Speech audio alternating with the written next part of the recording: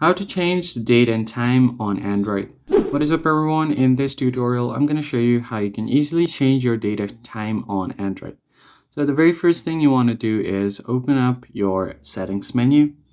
Once you open up your settings, scroll down until you find General Management. Here you'll find the option to change date and time. Go to date and time.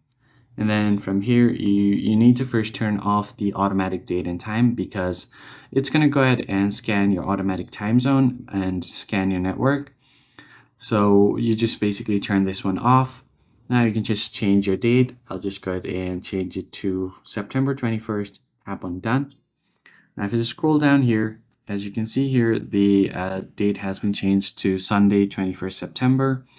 And then if I go over to time, I can easily change it to whichever time I want. Let's say if I want it to be 2:22 p.m. right now, tap on done.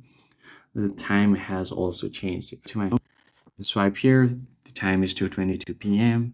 If I go over to my clock option and clock settings, here if I go to world clock, it's going to show me 2:22 p.m. again. And that's basically it. If you found the tutorial helpful, be sure to hit the like button down below, subscribe to the channel down below, and hit the bell icon. I'll see you guys in the next one. Thanks for watching.